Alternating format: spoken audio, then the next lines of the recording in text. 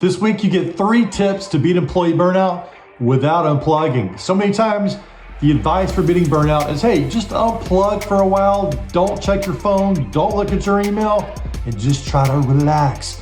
But it turns out this isn't that effective and it's really hard to implement. And when you come back from unplugging, it's even more difficult. Stay tuned.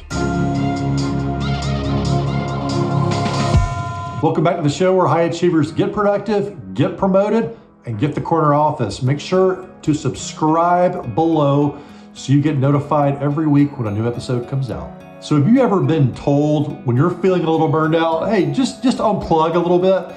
When you unplug, what ends up happening is you've got more work when you come back from being unplugged, and you immediately can get dragged back down into burnout. So imagine yourself taking an email break, a phone break, no texting, no emailing, and yes, there is a penalty when you come back from that. So this common advice for unplugging just doesn't hold up. Our topic today are the 3 tips to beat employee burnout without unplugging. And we say without unplugging because the typical advice is to unplug when people are facing burnout. And unplugging means disconnecting from email and texting and just putting all of that aside. But what ends up happening is when you come back from unplugging, you face a mountain of email. And just that mountain of email and text when you come back can be enough to make people burn out all over again. So the key is to practice the art of taking preventative strategies or strategies to alleviate your burnout along some of these that I'm going to share with you today. So you don't have to unplug, but you can continue to make progress in your career and reduce burnout. Tip number 1 is to try a silver lining script. So we've all heard about the mindset shift of, hey, finding the silver lining. So imagine a cloud that's kind of dark and bleak, but then you can see the little silver lining around it. And it turns out this is simply a mindset shift. And just this mindset shift, when you do it when you're facing burnout, can really help alleviate the symptoms and start to make you feel better and help you get more motivated and more focused. One of my favorite ones to use is, it's just a matter of time, because so many times I go into organizations and you hear people say, we can't change that because that's just the way it's always been. You probably heard this. Maybe you even told yourself this, like, I can't improve things at home or in my job because that's just the way it's always been around here. Instead, when you hear that, try the silver lining script of it's just a matter of time, because that gives you, that instills hope for the future and helps you set a more persistent and resilient mindset to go tackle the challenge that you're facing. My second favorite silver lining script is, even though this is a challenging time, I can see that I'll gain X and learn Y. What this does is this simple mindset shift. It's kind of like fill in the blank, or even kind of like Mad Libs.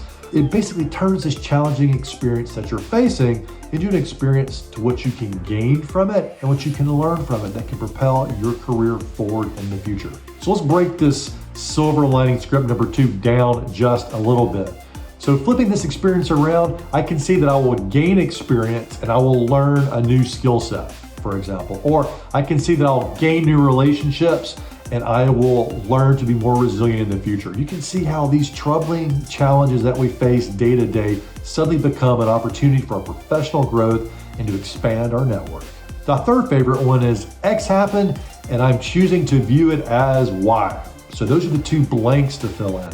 What happened at work? So my client complained and I'm choosing it as an opportunity to improve. Or my boss complained and I'm choosing it as an opportunity to grow, to prepare for the future.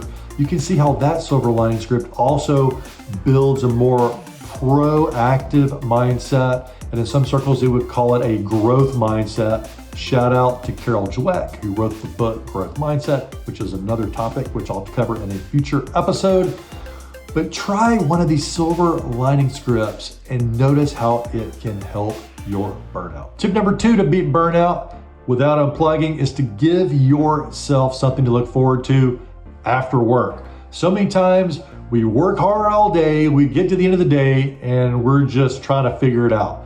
What I'm asking you to do is give yourself a reason to leave work at the end of the day to go have some fun, or at least refocus. So I'm not saying just let go and not think about anything and just be in a Zen place, although that could be helpful.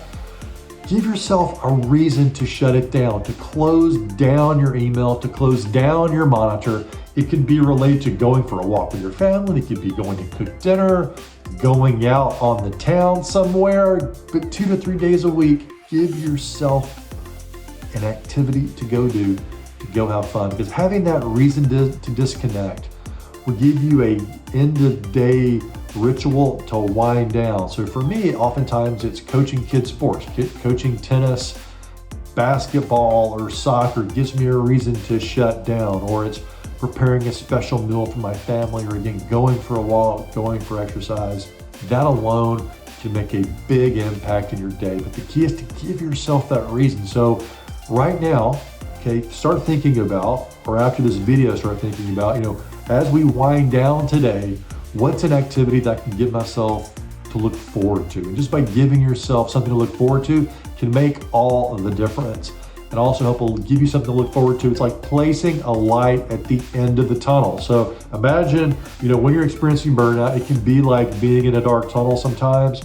Instead of saying, looking for the light at the end of the tunnel, we're talking about proactively giving yourself a light at the end of the tunnel by giving yourself 2 to 3 times a week something to look forward to. Tip number 3 is to clarify what a good job looks like. So many times at work, we're working, but we're not really sure what a good job looks like. So what ends up happening is we overextend ourselves beyond what we need to with our time, energy, and resources to make something into the Mona Lisa when all it really needs to be is, something less than a Mona Lisa, something good enough.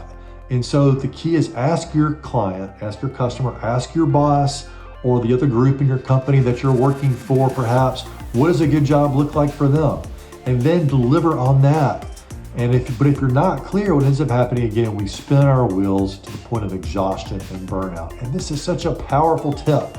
Go out there, pick your biggest project that you're working on right now, that you're investing your time and energy and resources in. Clarify with your stakeholder what a good job looks like, and get there. Now, you may find yourself in a situation where a good job looks like way more than you were planning to do. And that can be demoralizing, but that's an opportunity to ultimately negotiate what a good job is.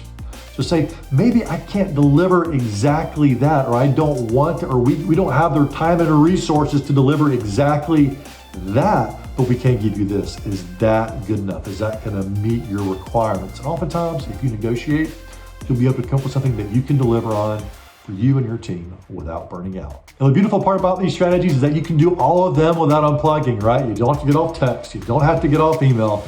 You don't have to just shut everything down. You don't have to. You can actually continue in your workday as you normally do, but just try one of these key strategies. So to quickly review, try a silver lining script in the challenge that you're facing. 2, give yourself something to look forward to 2 to 3 days a week. And number 3, of course, is to clarify what a good job looks like. You don't even have to do all 3. Just try one and notice the impact it can make for you. So if you found these 3 tips helpful to deal with burnout, make sure you stick around for the next one, where I'm going to give you some more helpful strategies to reduce your burnout and ultimately conquer it in your career and accelerate your results.